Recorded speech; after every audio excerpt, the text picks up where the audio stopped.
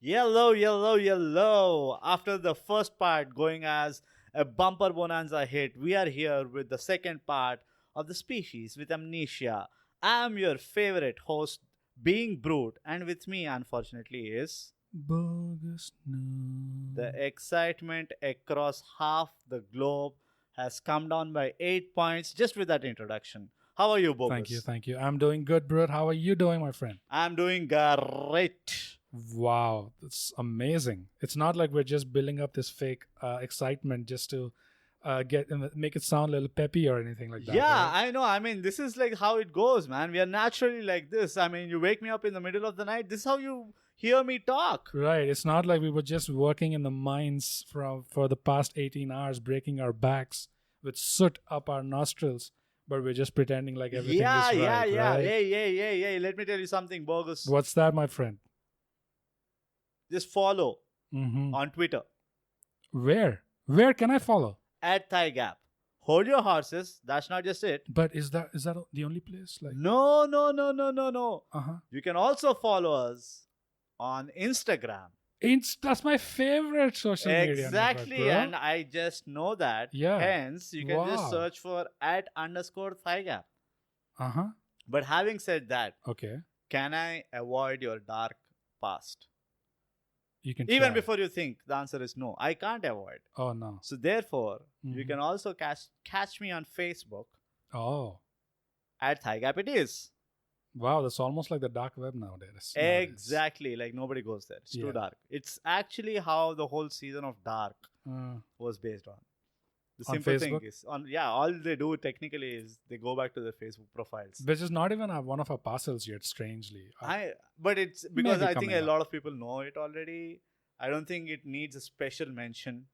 Our Mm. special mentions are always about stuff where people might not know about it, but they're special. But I do have some things to say about that show that not many people are saying critically. Yeah, and nobody cares also. Yeah. Bogus. So that's what I wanted to share. I feel good having learned all those social handles. Yeah. You know. You should. For all the fake excitement we showed, Yeah. I think we should. Yeah, we should. So we were talking about all these connecting points, right? The patterns that we get to see. One we discussed was the amount of pyramid structures that crept up or that popped up or are still popping up all across the earth, across different continents. Then there is the commonality of the body of water that seems to be somewhere nearby for some reason. And that could be in a sense of energy absorption, like we said, or male female balance of energy, or it could also be a little more esoteric kind of interpretation, which is let it flow, bro. Okay. Just let it go. Yeah. Just make up some meaning for that Just word. just use big words. That's Yeah. it. Okay. Esoteric interpretations, which is there is this belief that has it's a very old belief. They say as above, so below.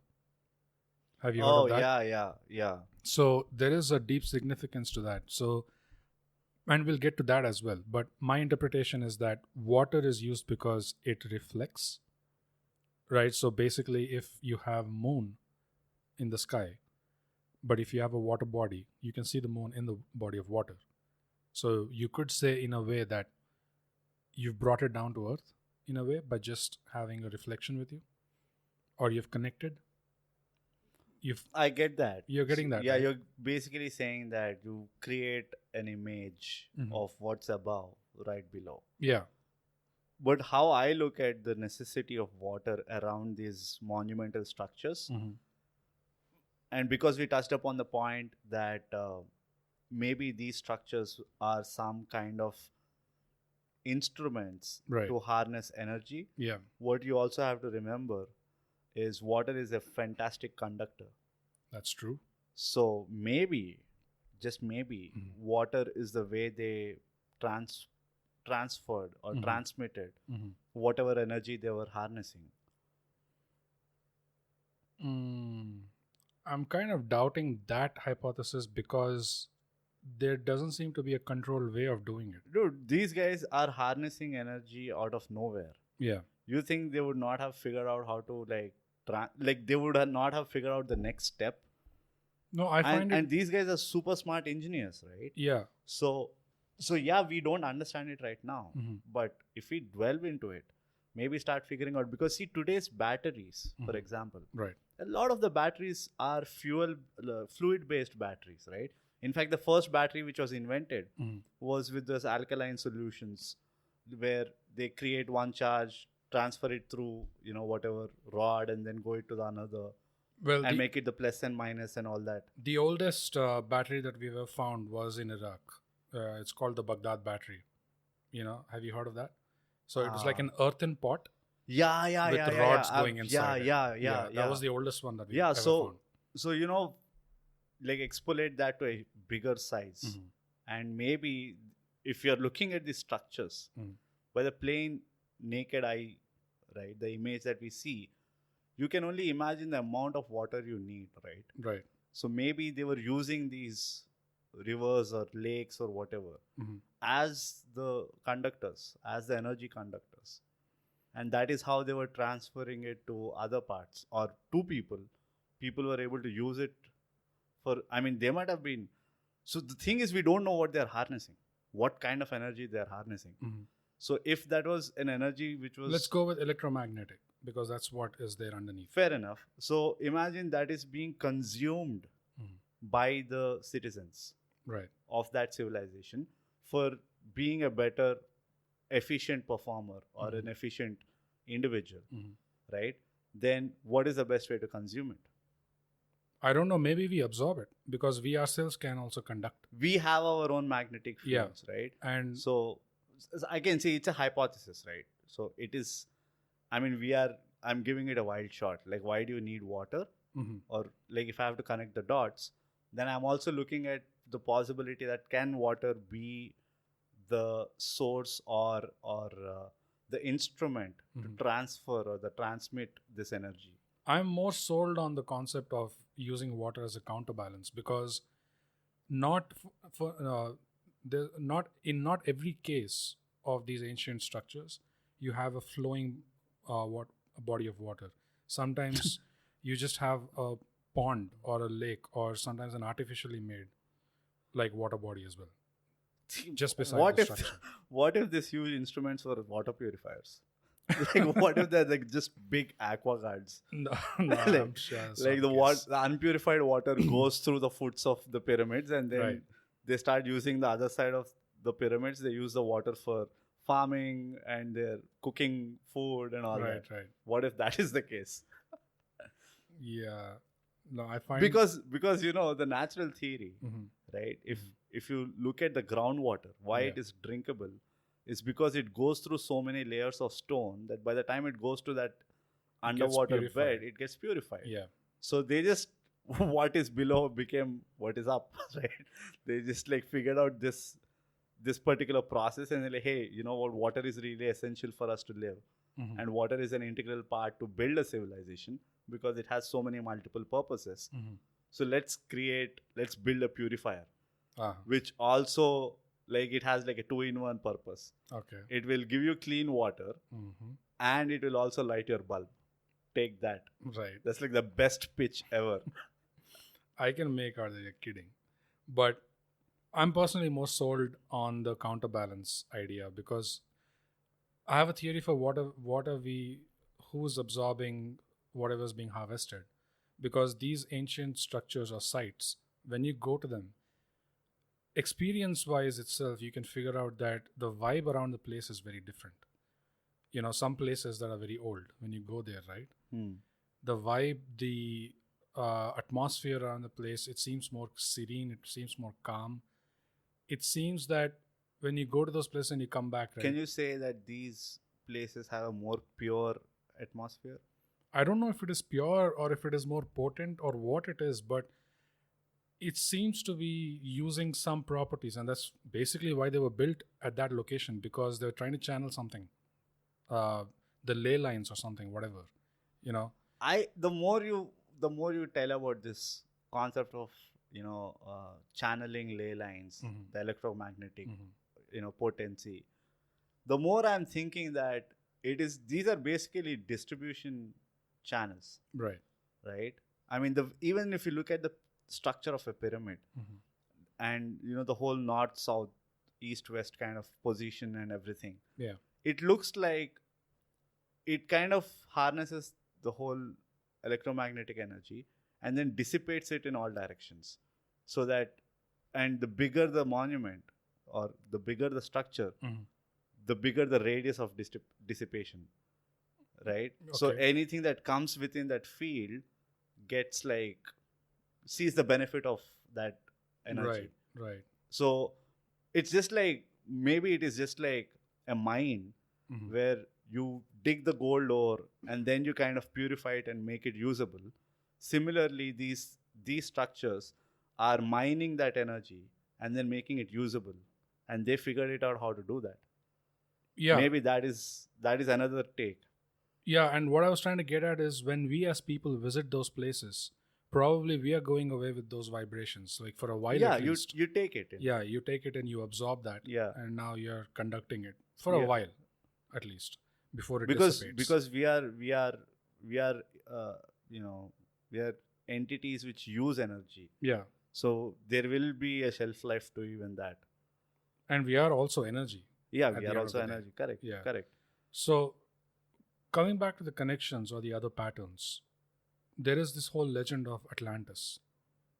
The famed peak, The pinnacle of the civilization. pinnacle of civilization, where they had Is it pronounced pinnacle or is it pinnacle? pinnacle. Why did you say pinnacle of civilization? I never said pinnacle. You just said I said the peak. Oh, okay. Yeah.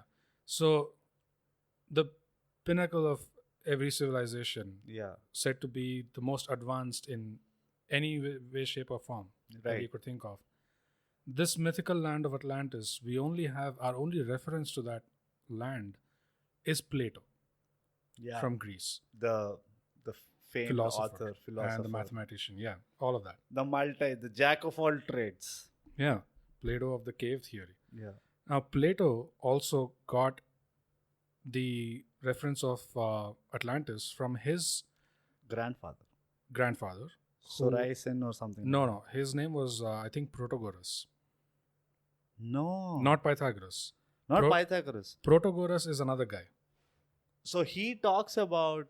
I know what you're talking about. Oh, no. I think his He talks about his grandfather whose name starts with S. Solon is Solon. one Solon. name. Yeah. So he says that 800 years before Solon's time, or 8,000 years before Solon's Exactly. time, and Solon was his great grandfather or something. Yeah. Who himself was a visionary of sorts. Yeah. And they say that Solon got to know about the existence of Atlantis. No, he traveled to Egypt actually. Yeah, so he got to know about the existence of Atlantis Atlantis. Mhm. when he traveled to Egypt. Yeah. And there he heard the stories of Atlantis. Yeah. And there he also got to know the exact coordinates or the location Mhm. of where this famed Atlantis was. Yeah.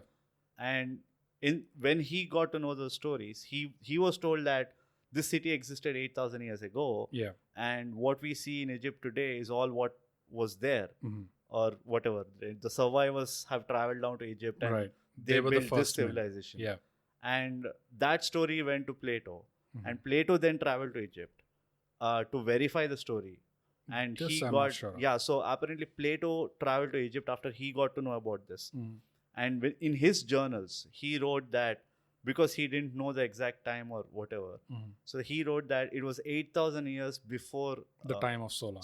the time of Solon, because Solon opened up a lot of doors for the people of Greece with respect to the other parts of the world. Yeah, I mean, when Solon That's why Solon's credibility comes from. Yeah, when Solon traveled to Egypt, he was told that story of Atlantis by the head priests of one of the oldest temples in Egypt at the In time. Egypt, right. I don't know if it was the Temple of the Sun or whatever it was called. Apollo But 24/7. That was the name of the temple. right. So he was told that story, and that's where we get the story of Atlantis from. Yeah. Our only link to that is Plato. Right. Now, Atlantis in itself, the legend of Atlantis is it was a land surrounded on all four sides by water. Right. True. And basically you can also call it as an island. Yeah. And it was fertile through the year. The position of Atlantis was such that it enjoyed great benefits from nature. Climatic conditions. Yeah, the climatic conditions. Yeah. And they advanced very quickly in all fields of life. Right. And they advanced to a point where the legend goes that they were getting close to the gods. And that's when the gods decided. And also they were losing their way because they advanced so much, right? The gods, I'm making air quotes on an audio podcast. My apologies, dear listeners. But Force of habit. yeah, the gods deemed that the people had lost their way. Their technological advancements went to their head. And they basically moved away from the actual purpose of life or whatever it was supposed to be. And they wanted to punish them for their transgressions. They would have done something, they would have taken it too far across the line, with some of their technology, which might have caused this reaction. And they were punished by this great flood, Right. which completely sank Atlantis. Yeah. And the timeline for that flood, 11,500. 11,500 years. I know. Yep. But also there's another thing about Atlantis where why they flourished was apart from the whole, the natural, the natural climatic conditions supporting their flourishment. Is that a word? I don't Let's know. go with it. Yeah. So there is also a saying that there were these 7 magicians who came on a boat Yes. who trained them No. or who guided them, something of that sort. The legend is they survived from Atlantis. They escaped. They escaped so They escaped. okay, there's the story that I heard was, so these 7 magicians helped the Atlantean people to build the civilization. Okay. And when it went to the pinnacle, when this whole flood came in, and why I'm telling this story is, I'll explain it, is one, and once they were hitting the pinnacle of civilization where they were almost like gods on earth, they ousted the 7 magicians, saying that, you know what, we don't need you types.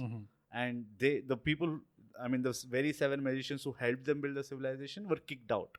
Okay. In a way. Okay. And these guys didn't argue about it. Like they said, fine, fair enough. If you want us to go, we leave. And they left. And soon after, the civilization died. And these 7 magicians traveled to other places.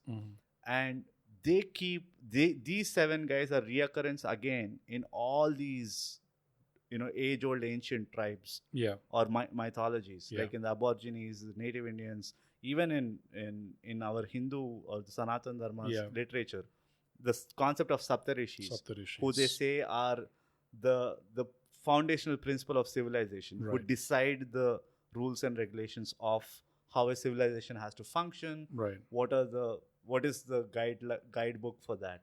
So once these 7 magicians left is when they kind of like things started falling apart. How fast it fell apart, we don't know. When they left the civilization, we don't know. But it happened 11,500 years back. Okay. That's that is the story. I don't know. This is contrary to what I heard, because the story I heard is that the 7 people were actually survivors from Atlantis.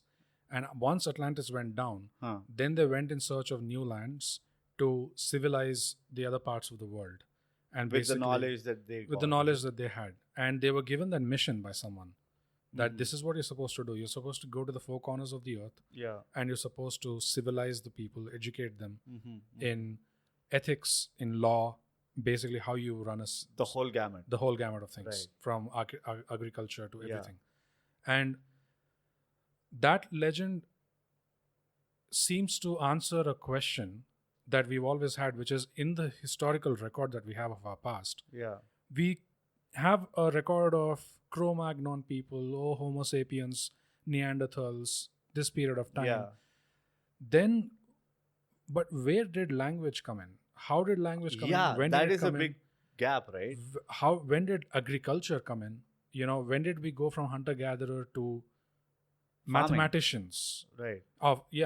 Farming, agriculture first, and then culture and mathematics and science, geometry and all of that Biggest stuff. turn I feel is architecture. When did we start figuring out how to build stuff? Yeah, because in the timeline where we look at it, it seems to have happened in the blink of an eye, without explanation. Yeah. So we do have a huge missing link over there. Right. And this legend now talks about, so the one connecting point that I was talking about was 11,500 years for Atlantis as well. And then the legend of Saptarishis is another connecting point, Yeah. which is, we call it Saptarishis, but even, Essentially 7 monks. yeah, and even if you trace back the Inca or the Mayan history, Yeah. their history also goes back to saying that a stranger appeared Right. from the ocean. Right. And they said they came in a ship Yeah. that seemed to be propelling itself. Yeah. No one was manually Handling it. it, Yeah. but it seemed to move on its own accord or by the direction of the people on the boat. Autopilot, basically. Yeah, they It seem was to have running on complete autopilot. control over how it moved, Yeah. etc. And these people came to their land and they basically told them that they'll show them the way, they educate, set up civilization and all that. And from there you have these step pyramids being built. And so the legend goes that when they were ultimately leaving, again they went to the shores of the ocean. The ship And came. the ship came, and then they described it as being floating on a bed of serpents. That's what they described the ship as. Floating on a bed of serpents, and the priest or whoever the person was using music or sound to control the ship. Which is a very weird thing that they mention that specifically. That is one connecting point. The other connecting point is Gobekli Tepe in Turkey. Yeah, that is such an obvious connecting point. How is it a connecting point to? I'll tell you how. Because Gobekli Tepe is a site in Turkey, in present day Turkey, which Armenians also claim. Right. It was just a mound. It was not even a tall hill. It was just a hill that you would walk over. Right. And you would not even realize. But again, like Gunung Padang in Indonesia, that mound also was considered to be sacred for whatever reason. People just knew that that place has some significance. Now, they started Excavating. Yeah. Gobekli Tepe. If you can't think of a word, ask me. Sure. Okay. So they started excavating this place very recently, like 2015, 2014, something like that. Oh, just literally recent. Literally recently. Yeah. And the reason why is again because that area is a very disputed area. Turkey, Armenia. Yeah. There's always some kind of a strife going on. So ultimately they excavated this place, this mound, and they found an extremely well-preserved site of monoliths. So to give an example, if you picture Stonehenge being a round section of blocks, Gobekli Tepe is similar like that. It has monoliths, but it's also in a circular kind of arrangement. Right. And it goes down deep into that mound, that hill. So when they were started to dig, first weird thing they found was it's all conker. It's not, unlike any other excavation, right? Yeah. It's not naturally settled dust or sand or mud mud. That they're removing gently. Yeah. It's very carefully placed stones covering up the entire site. And they were like, what? Why? And so when they excavated the entire site out of it, then they understood that, okay, this site was deliberately buried like that to preserve it against something. Us? No. Back then, again, the timeline is very important because the time around when they purposely buried Gobekli Tepe was 11,500 years ago. Oh. So it's almost like they were preserving it for a later time, and they wanted it to survive something. And that's why they deliberately, carefully, they built it, then they buried it. Was that immediately? I don't know that part.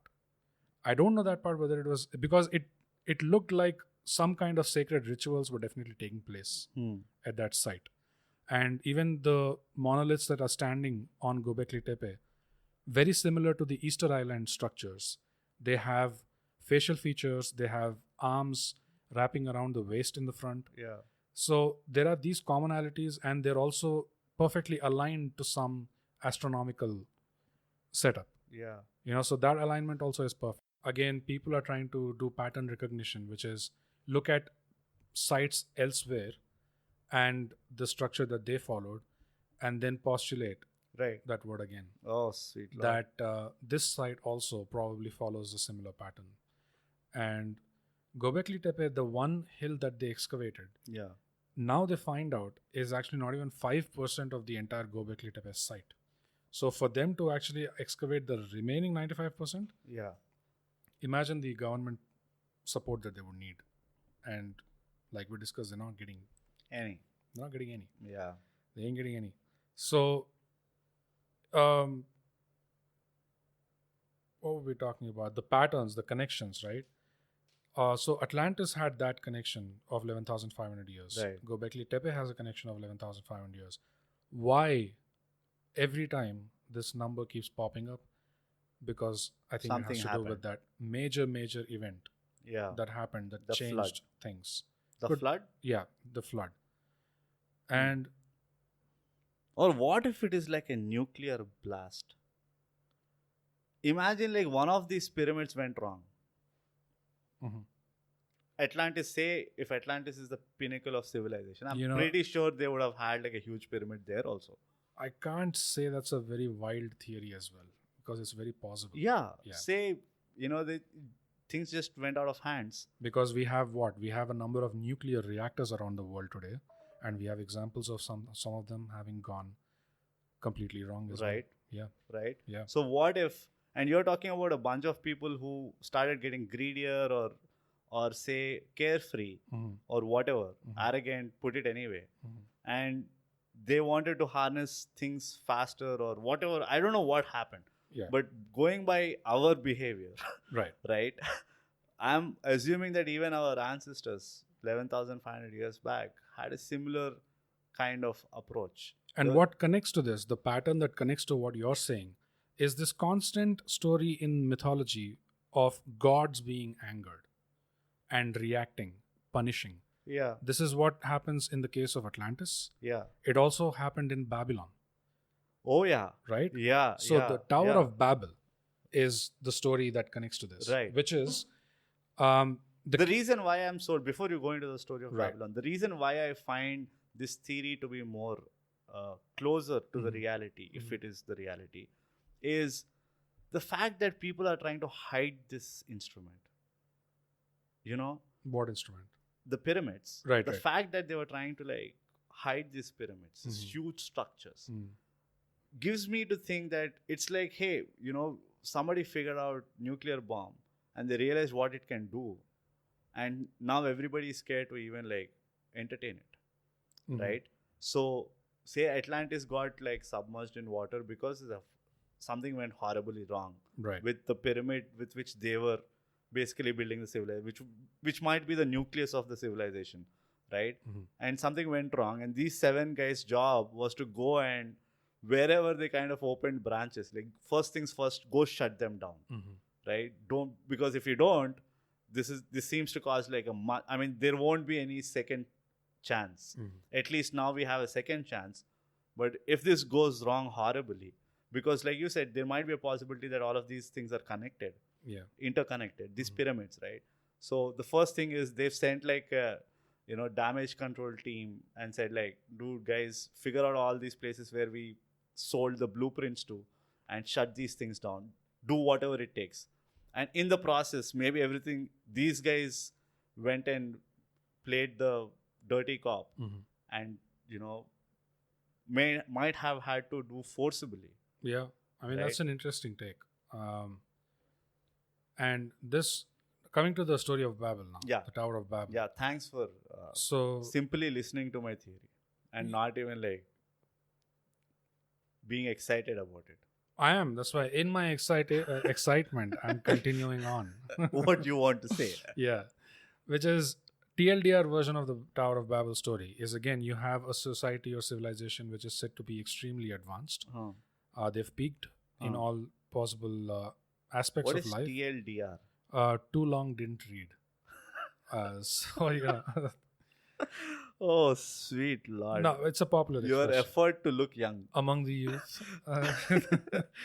So yeah, it was a civilization that was again peaking in all aspects of life, and Yeah. the king wanted to build a tower that would touch heaven, Yeah. and he wanted that to be like a testament to the achievement of humanity. Right.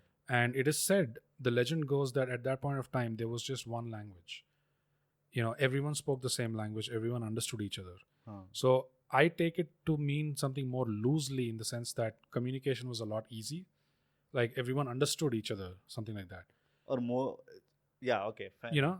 And so what happened with that effort, when they started building the Tower of Babel, they kept building it, they kept building it, they kept building it. So basically it's a spiraling structure. Right. Right. If anyone wants a reference of what it probably looked like, the EU building in Belgium right now is an exact scale model replica of what the exterior of Tower of Babel looked like. So they built that basis, that design, the spiraling building to the top. Yeah. So the legend goes that when the gods noticed this, that humans were getting out of hand, the science or the They knowledge. were trying to They blur were, the lines between gods and they were basically forgetting their place. right.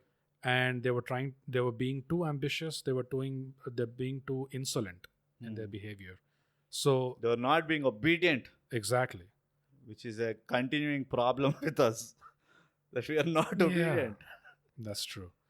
So then they struck the tower down, first of all, and then they cursed people. So they struck the tower down and they threw people in 4 directions, and they cursed these 4 people to speak different languages and not be able to understand each other well from now on, so that they can't come to this situation again, where they advance to a point where they forget their place.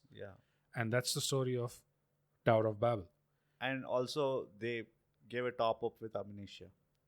Yeah. They might have been like, and also you forget what you were speaking previously. It's like that Men in Black, that flashy thing. Just look at this. Yeah. And so this is the other connecting point, that the story of humans exceeding their station, like going beyond their means, probably where There's a recurring. Probably to a point where they're threatening something else or threatening someone else, and that extra higher power strikes us down. Yeah. Maybe I think, it's a metaphor for something, but or maybe that is the cycle. it could be the cycle. Because in a very simplistic term, the whole concept of tolerance, if you look at, if you have ever read or went deep into Buddhism, I haven't. the Buddhist monks are trained to build a sculpture all day, only to destroy it by the end of the day. They don't. They build certain tolerance towards hard work, towards disattachment. Oh yeah, detachment. Detachment. Sorry, I apologize. And even the Tibetan Rangoli, I'm not sure what they have a different name for that, but you see monks who sit for hours and days, and they keep hitting that spoon kind of thing, right? And it's there in House of Cards, but and they make these intricate designs, which also are supposed to represent the universe. True, the patterns of the universe. Patterns of the universe. It's very fractal in nature, and they take hours and days to somehow to finish the whole. But as soon as they're done, they're supposed clean to it up. just wipe it. Yeah. So maybe it is an ingrained pattern that we are supposed to follow. Maybe we also, if we can call like a generation of human species, if we are one of the 3rd, 4th, God knows which generation of human species, maybe we are also destined to go to the pinnacle of our civilization. Maybe we might end up having a uniformed communication. Maybe we might have everything to the superlative, right? In terms of the knowledge of emotions, dimensions, anything which ends with shuns, right? And then we just have to go to hunting gathering again. Maybe that's the way it's supposed to at least in Indian mythology or in Indian culture, that's a very strong belief, as you know, right? That it's a cycle, and there is going to be a wipeout. The earlier wipeout was the Great Flood, and according to those myths and legends, the next wipeout is going to be fire. Right, the big fire. And So coming back to the So commonalities. it is actually a kind of condolence to us, or Mm. consolence, not condolence, you idiot. Consolation. Consolation Mhm. that we shouldn't be afraid of about a tsunami. That's not how we are going to die. Yeah. We are going to be wiped out when we start seeing a big ass fire, which Yeah. is why the Amazon fire was pretty scary this time. The Australian The bushfires. Australian bushfire, the Yeah. Californian Yeah. fire, Oh, those fires popping up randomly. Every those place. were weird. Yeah, and Yeah. might be they are a hint that we have to kind of maybe consider a little closely. No, the California one is very, very sketchy. Very shady. After the Great Flood. So one of them was from Atlantis. These 7 people were given the task of transferring that knowledge they had to other people and building civilization there. Right. And then there is the survival story in ancient Sumeria, which is called the Epic of Gilgamesh. And which location is this on the map? Sumeria is Babylon, near Mesopotamia, like Iraq. Greece again? No, Iraq. Iraq, okay. So that is one other connecting point, which is the Epic of Gilgamesh basically talks about this king, I think he was a king, called Gilgamesh, who was forewarned that there was going to be a great flood which would wipe out everything. And he was told that he was the chosen one to continue after the flood. So he had to build a boat. And he had to... It's the same of Noah. Yeah. So the story of Noah and his ark is very, very closely similar to Epic of Gilgamesh. And then we also have the story of Manu, Varaha Avatar. Right. In the Great Flood, Varaha takes the form of a tortoise. Yeah, and then pulls a... What is that? No, in its stomach, right? On the shell top. Carries the survivors? Yeah. Okay. It takes all kinds of species on the back of its shell and kind of swims away. Right. Or tackles the big flood or... Yeah, and that's how the survivors are helped to continue civilization elsewhere. Right. And that's how they say Easter Island is probably linked, because these 7 people, they majorly traveled by sea across the earth. And Easter Island is one of those islands where you could stop for a pit stop. So probably when they were having a pit stop over there, that's when those Easter Island statues were built. And those statues have so much in common with Gobekli Tepe statues. The facial features, they're also similar. Yeah. And they were all naked, but... Yeah. Even Gobekli Tepe statues. Yeah, they're all naked for some seem reason. to be naked. Yeah, so I wanted to touch upon that. So there's a huge there's a whole school that believes in this story where there were extraterrestrial kingdoms which chose Earth as a battlefield. Right. And this is Anunnaki and Anunam. They're called Anunnaki and Anunnaka or Anunnamka. So the king and the minister, basically. Okay. I don't know what's the name of the minister. Oh, are you talking about Enki? Enki and Enlil. Right. Sorry. Yeah, Enki and Enlil. Right. And Enki is the king and Enlil is the minister. So they came, they fought the war, they won the war. I think these two were brothers, but one was a minister of like the... One was the main king. One was the main king who gave the orders or whatever, and the other one was like a minister role. Okay, let's just stick to these characters at least. And they won the war, and then but the war was so costly that they lost everything, right? Or it was basically like a very expensive war for them. So what they decided was they'll stay here, right? And this war apparently happened in and around Africa, right? I mean, the final bout was in Africa. And what happened was they decided to start their civilization or kingdom or whatever, but they didn't have a lot of people to do that. So this Enlil, right? Enlil was a genetic engineer. So what they say is this guy manufactured humans as laborers, right? And they made these humans build everything that they wanted. By splicing their own DNA. Yeah, as a part of their own DNA, Yeah. right? He genetically engineered these guys by only taking out the specifics of the DNA Yeah. that they have, which will give this new set of robots or whatever. Exactly. They some just kind of- wanted motor function. Right. So they basically. gave only limited skills. Yes. But Enlil apparently was also a very empathetic guy. Mm. So what he also gave them after a period of time was consciousness or some kind of identity or something Education, knowledge. like that. Right. Yeah. So the concept of curiosity or grasping intelligence or whatever. Right. And then what happened was, after a lot of years, this engineered bodies, right? Or if you call them humans, they got together and then they started questioning or fighting for. So basically, had a labor issue. Union. The labor union issue. Yeah. And they fought against Enki. Okay. And Enki got very furious with Enlil, saying that why the hell did you do this? Because see what we have now. We have a problem at hand. Right. And Enlil, again, being who he was very wise guy. More empathetic. To humans. Yeah. And he said like, hey, you know what? It's unfair or whatever. And he said like, okay, fine. We'll do one thing. Let's give it to them. Let's see how they run the show.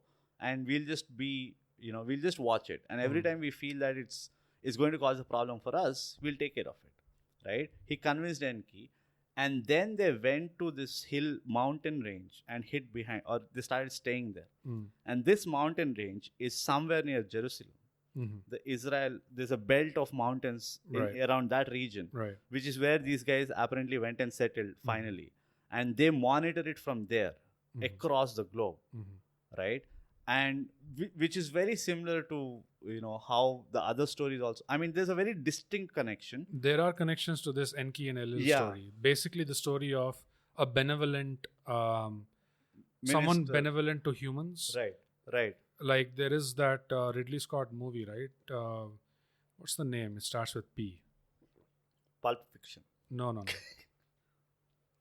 Pharaoh. No, dude. Pompeii. No. Papillon. This recent sci-fi. प्यार तूने क्या किया? Wonderful. Who is the actor? Tell me. Who was that historical figure who gave fire to people? Like the gods. What? Yeah.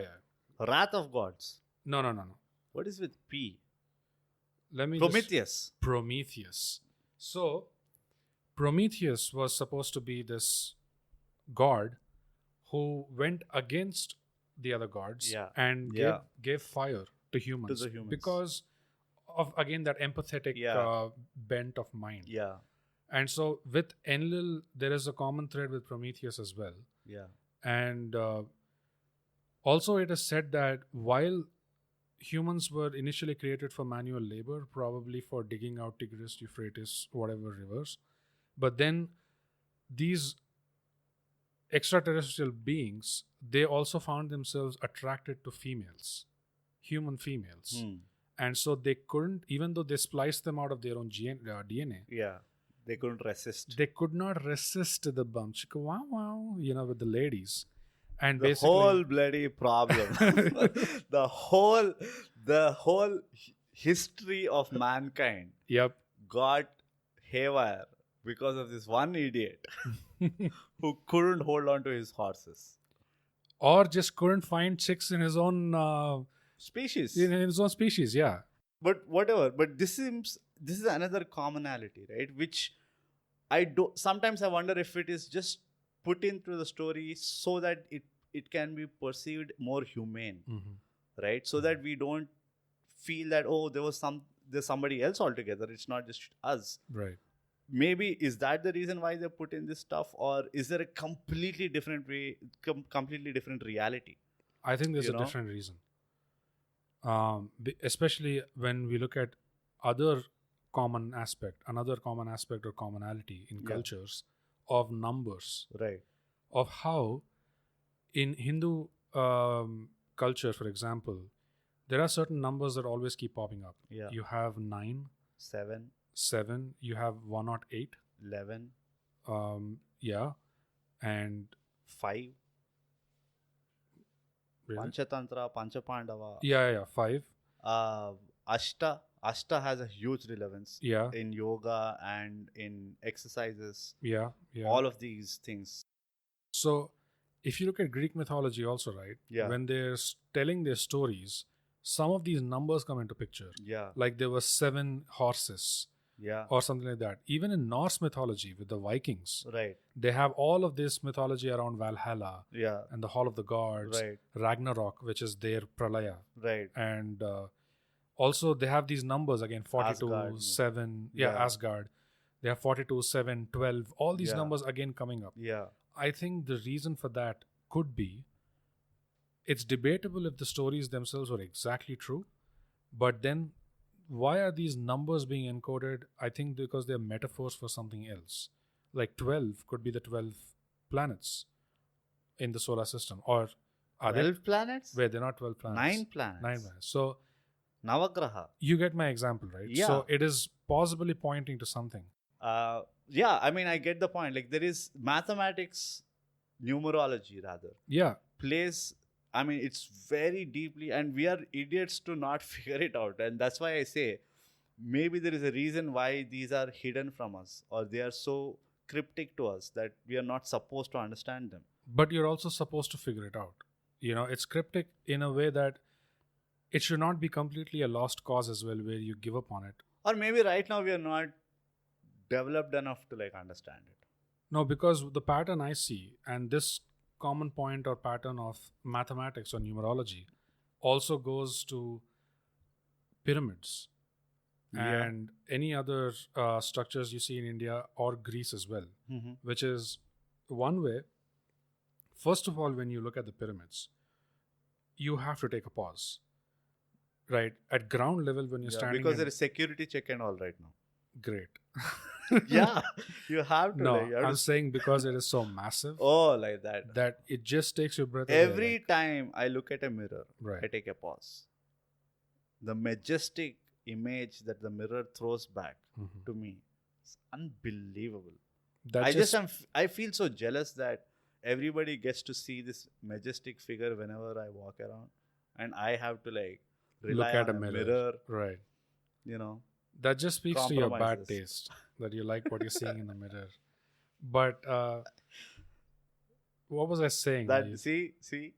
Oh yeah, in the case of the pyramids, right? First of all, there is that visual spectacle effect, which is you look at it and you're like, whoa. Because of because I think it's because of the sheer scale, size. the Yeah, size and the of it. scale of it. It's Yeah. like, what is? I never saw a small pyramid and whoa, what a pyramid. Exactly. Right? Exactly. It's like our triangle. Yeah, it's Cute. like, But first of all, it's supposed to make you wonder Yeah. in that way.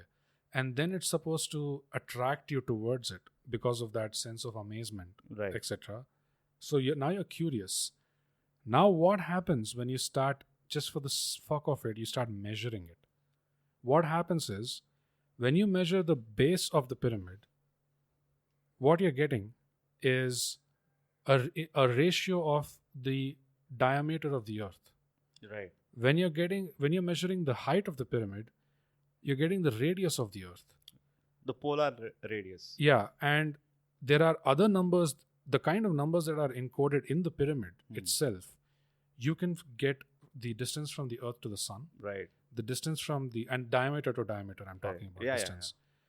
And the distance from the earth to the moon. Yeah. And there's so many of these. The whole pyramid itself is supposed to represent the northern hemisphere of the earth. You're right. So then that means north and south, if you mix, then that's like a pyramid pointing upwards, and then there's a pyramid pointing downwards, which is exactly what you have in the Louvre in Paris. Louvre. Yeah. Oh, The Louvre Museum. Which is in a cellar or something, right? Louvre is like what? Basement? I don't know. The actually. word Louvre means basement or something. Oh, I don't know. Possible. Yeah. But there's Latin word. there is a glass pyramid, right? Just outside the Louvre Museum. Not that either of us have ever Yeah. been. Like, But the you're photo, telling as if we No, go there every it's day. a very famous picture, which is just outside the Louvre Museum. Mm-hmm. There is a glass pyramid that they built. And just underneath, when you go in the cellar, Yeah. underneath that, there is another small pyramid which is pointing downwards. Just under the glass pyramid is pointing upwards. Now, why? Why do you build these ancient monuments, and you encode this mathematics into these monuments. One theory that Graham Hancock himself shares, again, whatever he's saying is not his own invention. He's researched all of this. Yeah. So it says that today we may be speaking a set of languages. Tomorrow, people may be speaking some other language. Yeah. So whatever you're recording, if you're recording it in a script, there's no guarantee that it could be deciphered in the years to come. Later generations. By the later generations, because the Indus We Valley can't script, decipher Sanskrit now. Indus Valley script, we don't have a clue how to. Even Sanskrit. Sanskrit, we do know. No. So there are multiple Pali Vedic is Sanskrits. what we've lost. Pali and Prakrit we have completely lost. we've gone. Yeah. Sanskrit we still do have. What? But math is universal. Like Right. you'll always find a way to count things, whatever language you're using. Yeah. So that's the reason why they encoded numbers into this, because, and they possibly knew of these cycles. You know, that today we are a peak civilization. Possibly tomorrow, or definitely tomorrow, there's going to be a wipeout. So when there is a wipeout, then the hunter-gatherers need a way to advance, evolve to language. So it's like a and huge treasure hunt, basically. It's like, yeah, You can say that, right? Yeah, Like, yeah. I mean, the prize is big. yeah, And we are right now sitting on about, like, I don't know how many clues. yeah. And we still are figuring out those clues, actually. And it's not just the math aspect of it to transfer knowledge, but it's also, it gives hint to otherwise hunter-gatherers or human beings that there is more to this. Now, the effort that someone would have taken to build something as great and as majestic as this, why? And keep rebuilding. Keep rebuilding. Not just build it once and leave it. Yeah. Like, they kept rebuilding, renovating, everything. The questions that arise in your mind are, why the effort? Why the scale? Why did it have to be so grand? And why This place. this place? And why these specific numbers are involved in this? And also why is it beautiful? Like, why does it have to be so captivating? So that you stick around. I guess, like, I think, yeah, so that you stick around and Yeah. you investigate is one thing. Yeah. But it also, I think, communicates very subtly the effect that aesthetics and beauty have on us as human beings. but I don't think so. But it's also related very closely to another previous episode that we did, which is the measure of man. Yeah. Which is, it's also said that the reason why they were so precise, and that's another question, why so precise? Yeah. Why aligning to the north? Precision, I think, is more like spoon feeding for us. Saying that, okay, this is what it is, and this is the exact number. You don't have to fuck around with this number anymore. There's no Just ambiguity. like, this absolute transparency there. Right, Right? Don't use your brains. Basically, that's what they're saying. right. And what they're saying is, all you have to do is take this puzzle Mhm. and like fit it in the place. Yeah. Right? Don't have to like use your brains or your creativity to like mess around with it or anything. Right? And when it comes to the grandiousness or the scale at scale which of it, yeah. they do it, I think it's purely so that it can catch your attention and you don't miss it. Mm. What if they write it on a small stone and like put it somewhere? There's no point. You will miss out on it, right? But and also what I feel, to be honest, right. maybe they didn't tie up all the loose ends with the Mount Giza, with the Great Pyramid Giza. Mhm. Maybe they were not supposed to. We are thinking that they are trying to give us a hint. Mhm. But the fact that they were covering up all these other pyramids, right? And they just were out of time. Wait, covering of which pyramids? The Gobekli Tepe or... That's like- not a pyramid at all. No, I'm saying whichever other pyramids are there, which got covered and looks like they're artificially covered and all that crap, right? Mm-hmm. What if they didn't intend to tell it to us, but by chance they missed out on this Pyramid of Giza because they ran out of time? Because everything apparently happened so fast at 11,500 years back, Mm-hmm. right? So what we are thinking is a clue to us is basically, a loose end that our ancestors kind of left. What if that is the case? Oh, I don't think so. Because if you look at Angkor Wat, for example, there's very clearly 72 temples Yeah, that whole my theory is debunked complex, already. and Angkor Wat happens to be on the 72-degree what do you call it, latitude or something like that, longitude. So there's all these correlations, and it has 54 small Pieces of smaller idols shrines. No. 54 idols on both sides of a bridge. Yeah. Which counts to 108. 108. So they have all these encoded. So why exactly this number? What is the significance? It gets people to be curious. The philosophical extension of that, of the precision, why so precise, why so measured, why so exact. The philosophical extension is what we cover in the Measure of Man episode, which is, as a human being, why do you need to be precise about your emotional balance? Why do you need to know the measure of yourself as a man? Because, and what benefits that gets you in life? Right. It's a clarity. It's great connection between these two. So there's more connecting points, like the patterns and connecting points that we discussed. I'd like to now move on to what we already touched upon, which is the response of authority. Yeah. And some of the stories related to that. So, like we talked about Gunung Padang, which is a hill in Indonesia. Or a Chinese counter in Bhutan. No. But it's a hill in Indonesia that the locals have always regarded as a sacred site. Mm-hmm. But now, with the passage of time, we probably have lost the reason why we think of it as sacred. But what this person, this archaeologist, Indonesian archaeologist, did was he used, those radar systems using which you can look inside, like underneath the earth, like what's there, right? So he used that machinery after getting permission from the government in Indonesia, and it cost a lot. So they did, I forgot what it's called, but this ground radar. Is it a sonar system? No, it's a ground radar.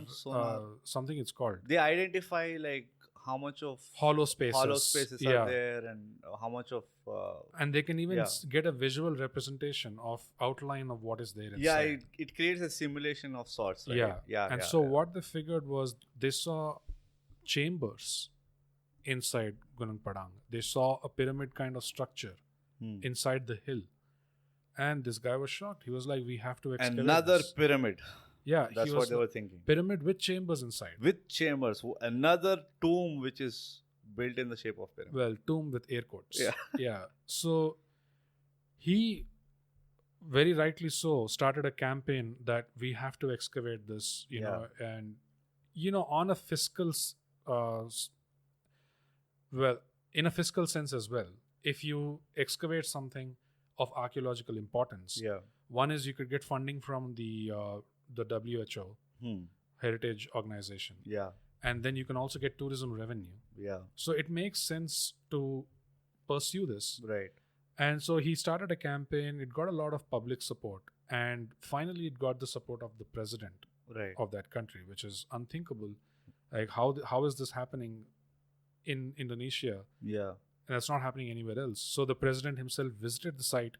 The archaeologist educated the president about the potential. Obviously, he congratulated. And he congratulated. He granted us a lot of money to be used in that project.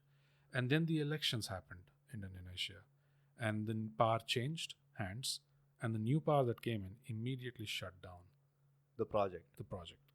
Freemasons, bro. The guys who ransacked the Library of Alexandria. I think these guys know a little too much. Yeah. We lost a lot of knowledge with Alexandria and Nalanda.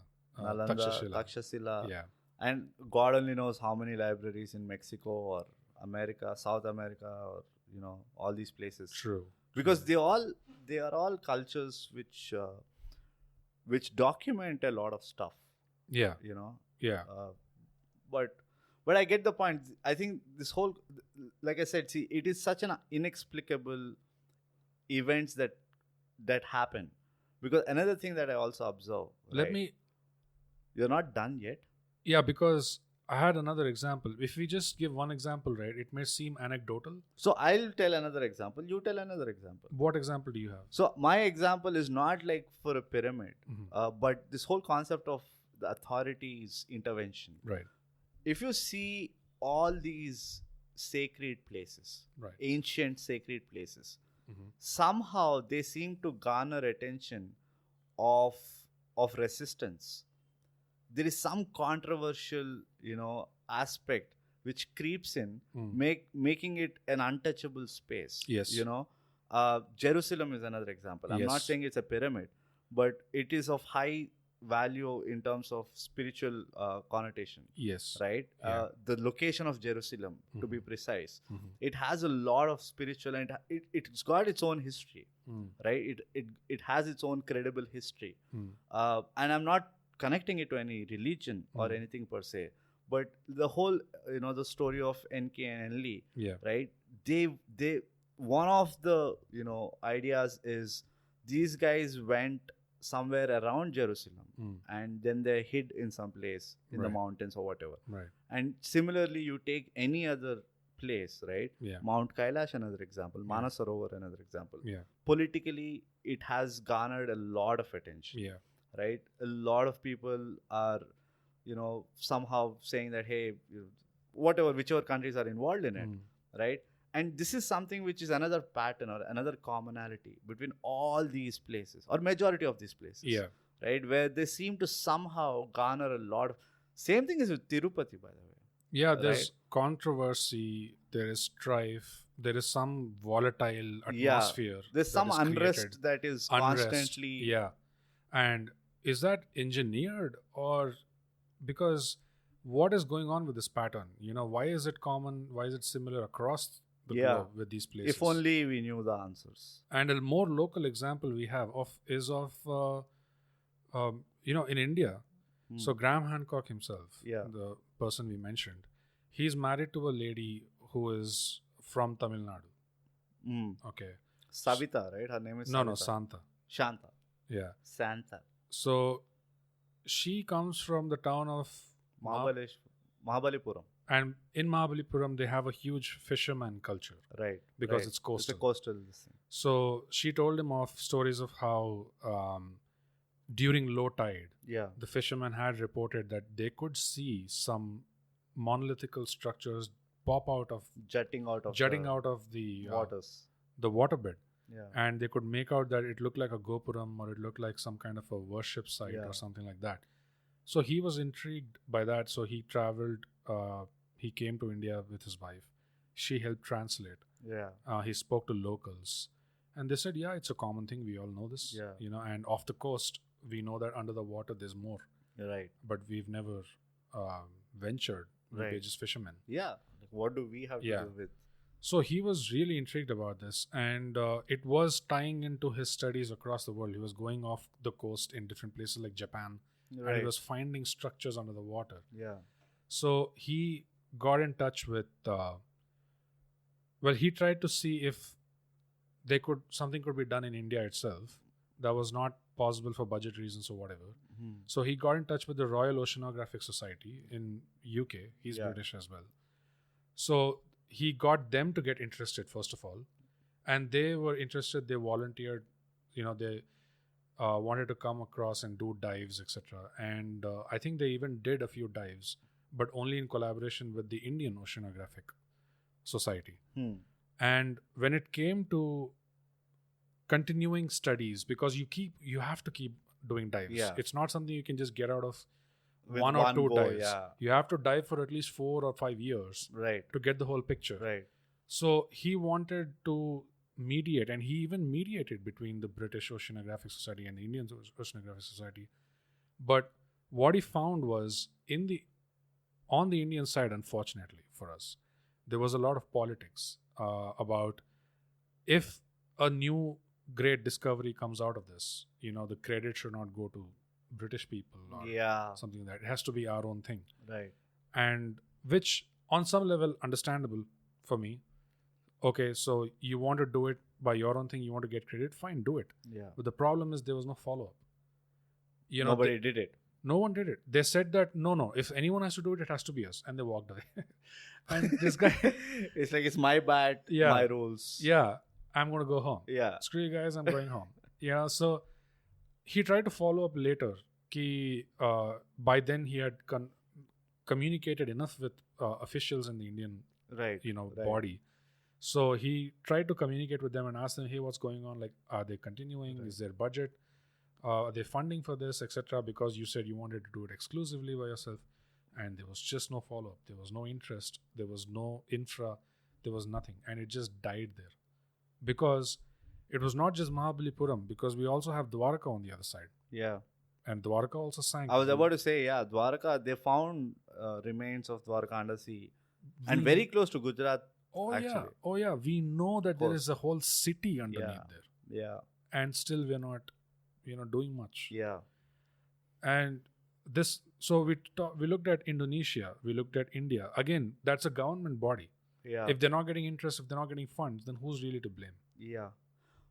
Yeah, I mean, like I said, see, it almost seems like it has its own way of protecting itself. Yeah. From not revealing too much, I don't know how it happens. I don't know why it happens. No, I see it as extremely deliberate. It's too much of a coincidence for every governing body to shut this down immediately. So you're saying that there is a common entity which basically keeps an eye on all this. Oh no.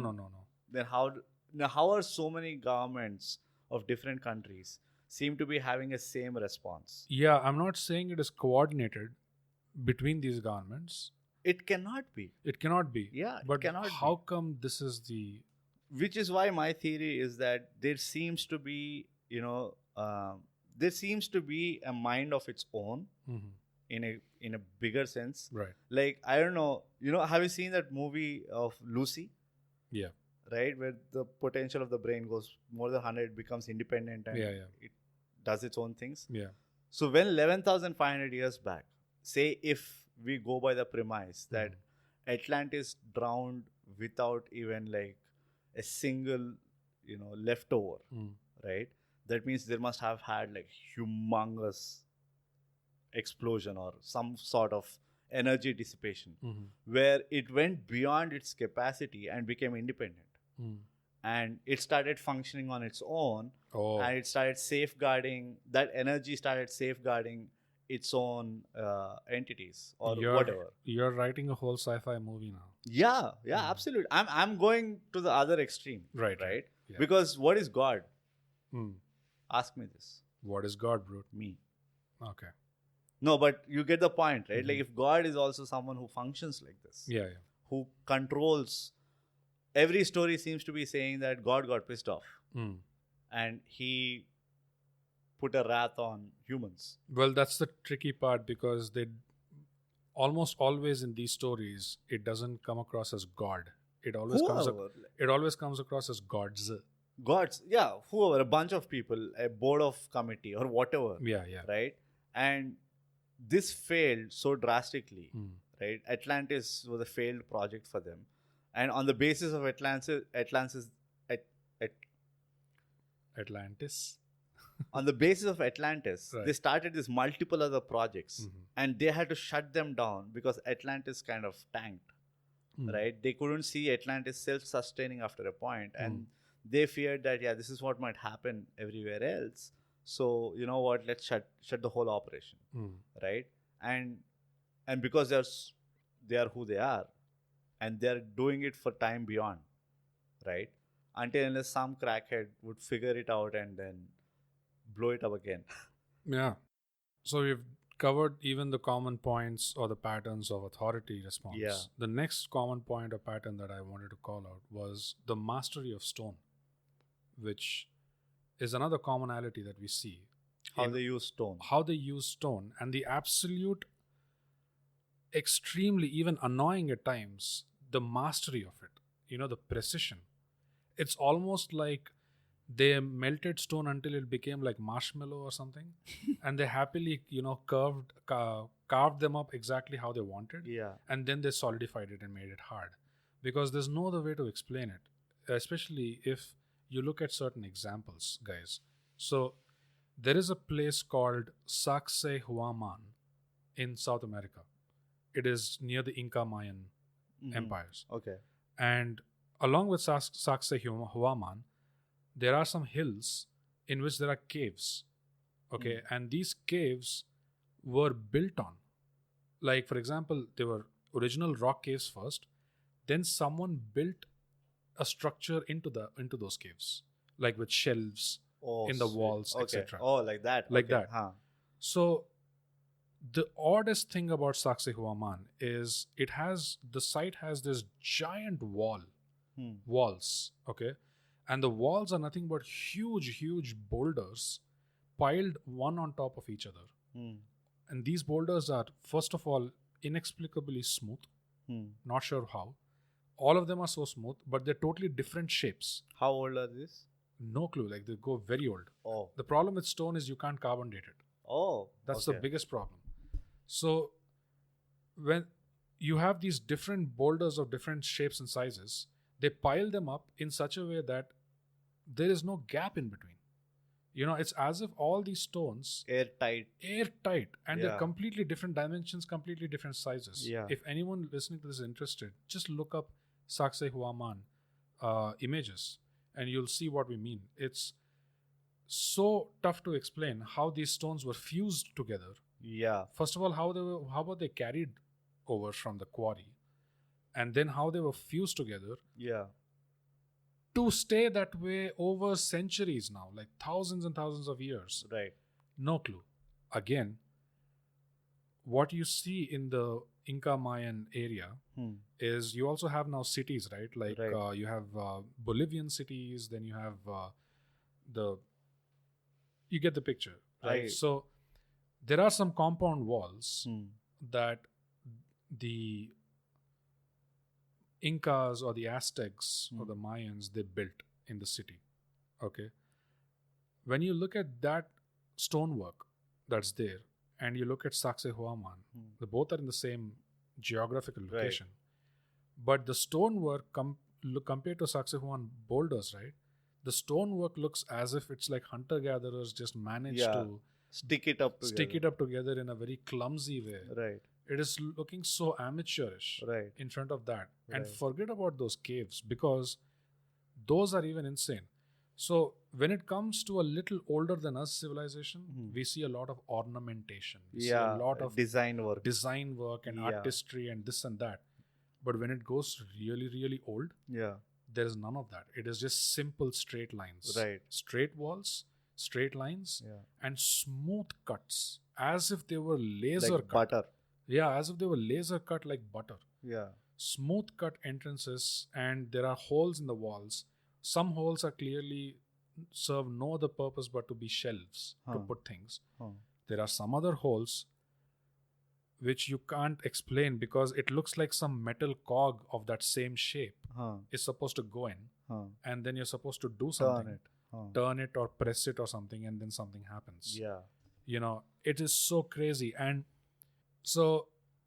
also we have the Kailasha temple example. Yeah, I was about to get there. Ellora when you caves. said orientation and design aspect, right? And the mastery of stone. Kailasha is supposed to be dug from top down. Top down. Right. And they carved out the temple out of one existing giant block. Not just that. Kailasha temple, so when you were talking about pyramids and how majestic they are and how they amuse you, for me, I think Kailash temple is even more amusing. Kailash temple is... Sheerly for the size of it, the way it's done, and the suspense that surrounds it. Like where the hell is that stone that they carved out? Yeah. Where the hell did it vaporize? Like, and it's a huge place to carve down. It's a single stone temple, right? That's not even the weirdest thing for me. Is that where the stones go. The weirdest thing for me is, how do you come across a giant block of stone and then decide, this is where I'll carve this shit? I mean, obviously, we don't just build temples wherever we like. Yeah. In the olden days, at least, they built specifically because of the location. Right. So in this location, they happened to find this giant one piece of stone. Right. And then they decided it is basalt rock, which is volcanic material. And then they decide, we can make a temple here. And then they decide, let's not just make a temple, let's make it all one piece of rock from this one piece of rock. Yeah. And let's go top down. How insane is this They thought just even? they just were not satisfied with the complexity of the idea. How did they achieve this mastery with stone? And that level of mastery is completely forgotten. Yeah, yeah. And yeah, And another thing, before you finish, I want to end this. mm, The most unbelievable aspect about all this, right? Pyramids, all these things are great. mm, But when you look at these things, one, they are huge. They're pretty big in scale, relatively big in scale. oh yeah, Two, they are some extremely functional stuff. mm. They are not just, again, show Ornamental pieces, pieces, yeah. Three, the detailing of these sculptures Yeah. that surround these temples or structures, Yeah. right? I think it is unrealistic. I would The say fish- in today's world, if you look at it, it's unreasonable almost. Yeah. Like, yeah. why would you spend? I mean, But clearly, there's a the reason designs on the bangles, the designs on the expressions, right? Yeah. And they're not just one or two or three. They're like thousands of them why. Yeah, all across the temple. yeah, The designs in Kailash temple, actually, the sculpting of the elephants is so realistic. mm. I mean, it's not just an elephant which is in a pose. Right, right, They are actual elephants in the actual natural elephant pose, right. which is super scary, right? I mean, Yeah. when you look at them, they have their trunks properly, they have their big flapping ears and all that, and there are hundreds of them across. Same thing in Hampi. If you look at it, the intricate details of every sculpture which is there on top of the on the dome of the temple, right? Even from a distance, you still can see the detail, and which is unbelievable. Yeah. It's like high quality stuff. That's what I feel. Even if we can't figure out why exactly they went to such unreasonable lengths of detail and Excellence. precision and excellence, I think that's the answer. it tells Because us they went behind excellence, I guess. it tells us that even if you don't know the reason why, you at least know that there is value to it. In that pursuit, Yeah. you have to. There is great amount of value in pursuing detail, precision, excellence, and also beauty. Yeah. And that's the way to live. I think it's just There is so much more Amazing. than what we see. yeah. It's just that we need a lot of patience and And openness to the two examples I wanted to quote about the mastery of stone, or yeah. my theory of how they used it a little bit, which is, I think the knowledge extended to such a extent that they even knew how to manipulate molecular compositions or the properties of the stone itself by mixing something else with it or whatever. Because if anyone has watched Guardians of the Galaxy, Marvel's Guardians of the Galaxy What a reference. Volume 2, Huh.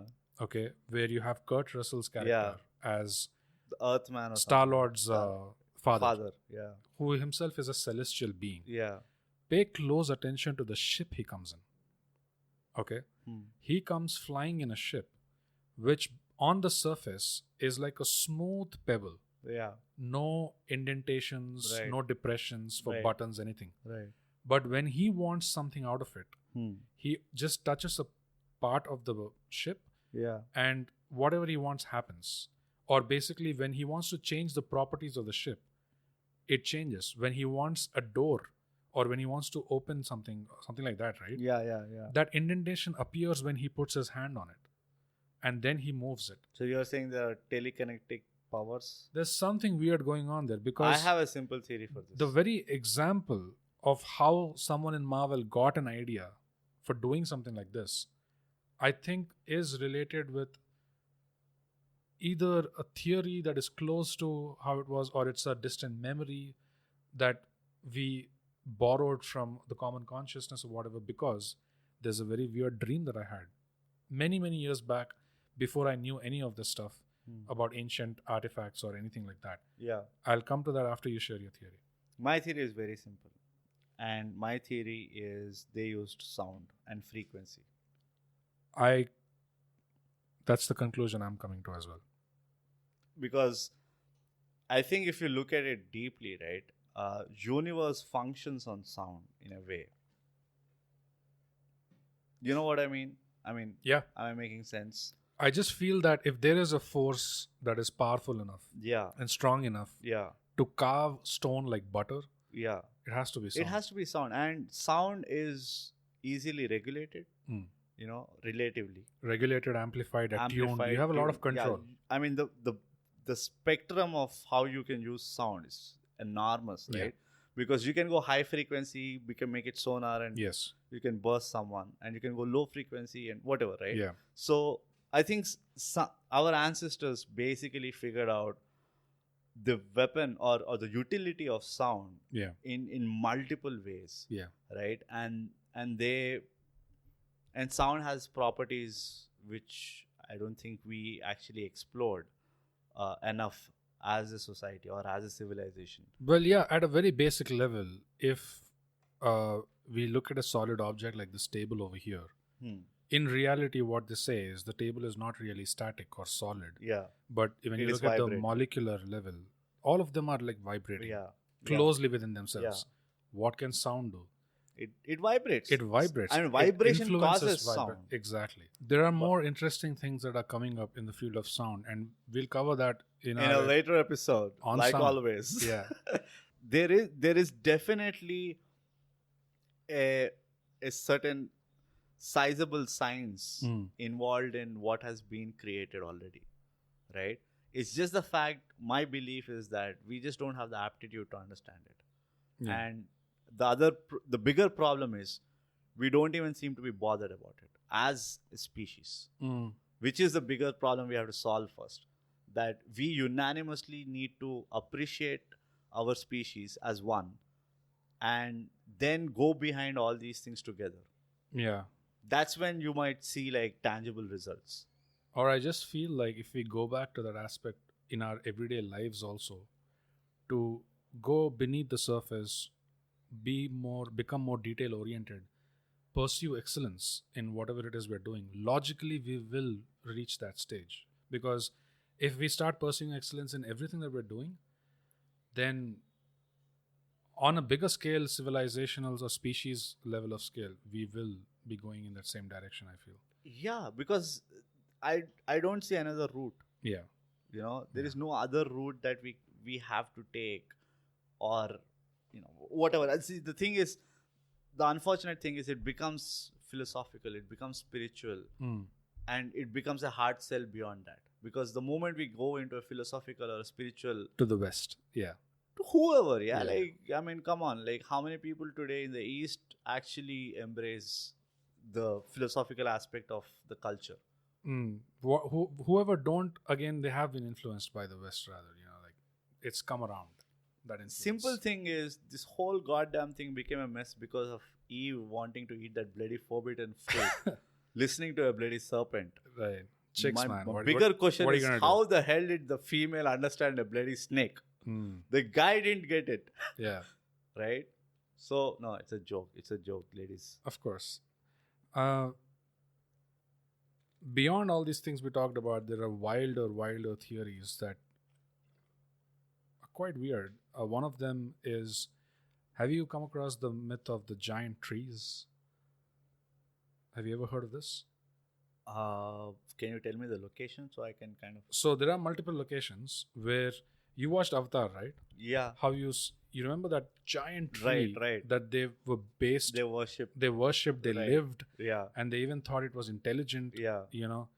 So there is a myth or a school of thought that says there were giant trees across the earth, and similar like that, their roots extended to miles, and they almost touched the sky, and people lived on them. Like the fruit would feed many people at once. Right. So everyone regarded them to be divine, and they were highly regarded, these giant trees. And there is a myth about how giants were sent to chop them down. And By who? well, We don't know that. yeah. So We don't know anything. right. That's a very good takeaway for life. Yeah. Which is we really We don't know much. nothing. These We're all Jon Snows. yeah. We know nothing. these giant trees were chopped by giants, and ever since they did that, that began the downfall of, because these trees were the earth's intelligence and The nature's. nature's intelligence, Yeah. and they used to self-sustain, everything around them. Yeah, so everything boils back to this concept of fractality. Yeah. I Cycles mean, within cycles. Yeah, patterns Patterns within within patterns. patterns. Yeah. Process within process. Reboots after reboots. All these things, Yeah. right? It's just the magnitude of it changes from like 10 power minus 1000 to like 10 power plus 1000 or something. So the only thing that I feel is that you need to have, as an individual, Right. any individual, I think these things teach you a lot. Yeah. Might not be practical knowledge, but they definitely teach you direction. They give you a direction of some sort, and it is important to like embrace, your whole past as a species, right? And fortunately or unfortunately, we only have so much tools or avenues through which we can learn them. And Yeah. thankful to our ancestors that they've built enough or they've left enough for us to like be busy for a lifetime. Yeah. Yeah. And I would even say, for today's day and age, people just have to practice pattern recognition first of all. Yeah. Be observant enough, because there are patterns all around us, and who knows, if you are observant enough, maybe you'll pick up a hint or a clue that the rest of us are missing out on. Yeah, and if you embrace enough, who Yeah. knows? They can be a part of our podcast next episode. I mean, yeah. What bigger honor? Really? What more? What more do you want than being a guest on the ThyGap podcast, which releases every Thursday, by the way. ThyGap podcast, guys. Subscribe, And share. share. And that brings us to our favorite, audience favorite, Bogus, Mhm. which is the parcel section. Drum roll. So, Bogus, Yep. I have to ask you Yes. a very serious question. Oh no, what is that? How short is your parcel? It is probably the shortest one I've ever done. Let's see if that's true or not. Absolutely. We are all absolutely not interested. So my parcel for this episode is a sci-fi TV show called Battlestar Galactica. Whoa. Yeah. You went universal. Oh yeah. So Battlestar Galactica was a TV show that it came out in 2003. Okay. It was actually a remake of its 1978 original with the same title. The context of this story and world is that in the distant future, right, Yeah. humans develop sophisticated machines called Cylons to do their every bidding. Okay. Now, these machines evolve to a point where they rebel against the mistreatment at the hands of humans, and that brings on the Great War. Oh, sweet Lord. So Okay. basically, this is like that iRobot kind of a thing, right? Where robots kind of start attacking humans. Yeah, yeah. Okay. So, following heavy casualties and losses on both sides in the Great War, they ended the war by signing a peace accord. Okay, humans and Cylons. Hyundai Accord. What was that? A peace accord. Peace Accord. Okay. So, according to this, they agreed to follow a policy of non-interference and non-violence, Uh-huh. and they also agreed Huh. that an envoy from either side Uh-huh. would meet at periodic intervals at a certain galactic diplomatic outpost. So basically, they turned a planet into like a peace place. No, actually, this is in the distant future, so humans would have actually populated 12 other planets. Oh, So there are 12 colonies. one planet wasn't enough. I mean, we're looking at a point in future where, because of the lack of resources, humans have had to find newer colonies to, Yeah. what do they call that? Terraform. Yeah, terraform. Okay. Okay, so there are 12 colonies, and that's when the Cylons rebelled, and there was a great war. Okay, and there was this one galactic outpost, diplomatic outpost, where after a certain period of time, like years, Hmm. one envoy from their side and one envoy from our side has to meet there and exchange pleasantries just to ensure that the peace is kept. Intact. Yeah. So many years have now passed since the Great War and the following accord. And the envoys of humans have waited for years at this galactic outpost without any contact from the Cylons. Why are you Okay. telling? I'm sorry, I'm butting in, Mhm. but why are you telling this as if like a father speaking out the Bible in a church? This is for an audience that does not know this show. Oh, okay. I'm setting the context, and Yeah. your But you interruptions can be a little more excited about it. and your interruptions are making it harder for people to follow. Okay, okay. I apologize. So, right. So, it's been many years now that humans have waited at this diplomatic outpost, and there's been no sight, or they have not heard from the Cylons at all. So, they have no idea what's going on. And Battlestar Galactica opens on this particular outpost. We see a human. You're talking envoy. about the TV series. The TV opening. series, yeah. Okay. So the TV series, the 2003 remake, Huh. it opens on this galactic outpost. So the present human envoy is sitting at his desk with framed pictures of his distant loved ones. You know, he looks lifeless, tired, and he's actually dozing off at his desk in boredom because there's nothing to do. And all of a sudden, the doors in front of him slide open and they jolt him awake. Two robotic Cylon guards with weapons enter and take their positions beside the entrance. And then walks in this gorgeous blonde, heading straight to the envoy. This is not a porn series, right? No. Okay. Just clarifying it. She goes up to him. She sits on his lap. Again, I want to ask you, this is not a porn It's series, not. right? Okay. She takes her face close to his befuddled face, looks into his eyes, and she says, "Are you alive?" And that's the only question she asks him, okay? And this guy is too confused to speak. Mm-hmm. He is just looking into her eyes. And then she leans in to kiss him. Okay. As she's leaning in to kiss him, the camera now shows you the outside, the exterior of the galactic outpost. Uh-huh. And it slowly pans back. And as it pans back, you notice this giant spaceship Huh.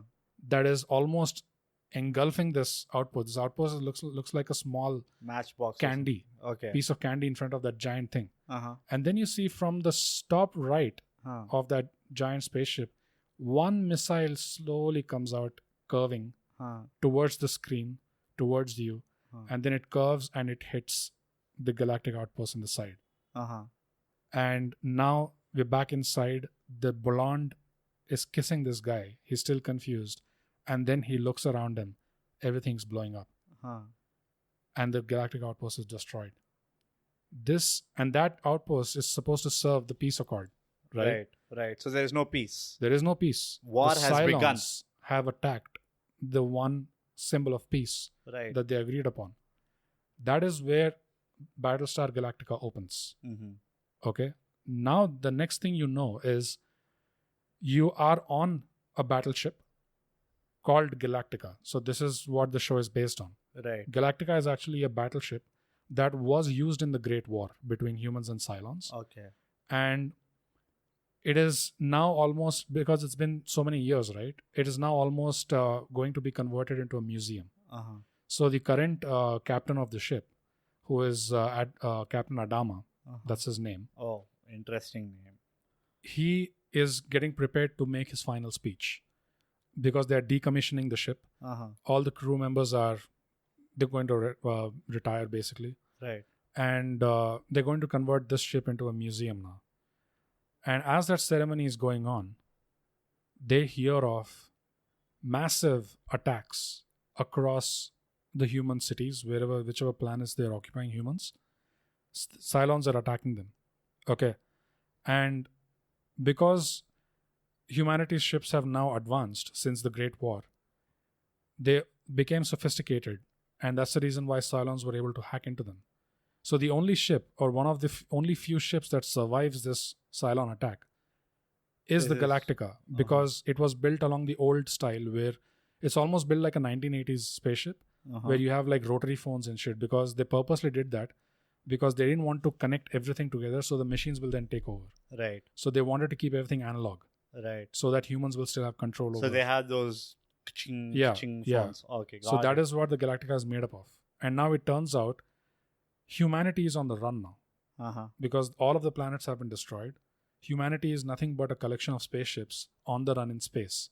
And their only military savior is a battleship called Galactica, which is from olden days. Like it's almost going to be decommissioned. Right. So it's technology-wise, it is very old, but it's also the perfect one for this situation because the machines can't get through. Right. And they're dealing with Cylons. The blonde lady who I talked about is actually an evolved version of a Cylon.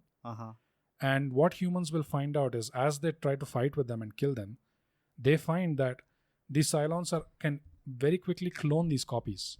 So what happens is when they kill a Cylon, their memory gets uplinked instantly to a cloud, another spaceship kind of thing, right? Spaceship where already their clones' bodies are there.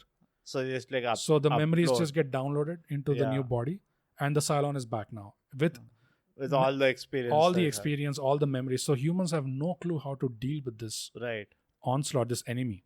Right. But then again, Cylons have also another agenda that humans are not aware of. Humans think initially that they just want to wipe them out. Right. But that's not what the Cylons are coming for. They have another agenda. Now, what that agenda is, you have to watch the TV series. And how do humans deal with this challenge? You have to watch the TV series. And there's also a link that comes up in connection to our episode on, all these ancient artifacts. Right. Which is the humans discover a prophecy and also ancient artifacts of their ancestors who would still be for us in the future. Right. But they would have built certain structures on different planets. And so humans also have to go through this trail of breadcrumbs to figure out the answer and what the prophecy is and how to ensure that the prophecy takes place. Right. So it's a fascinating TV show.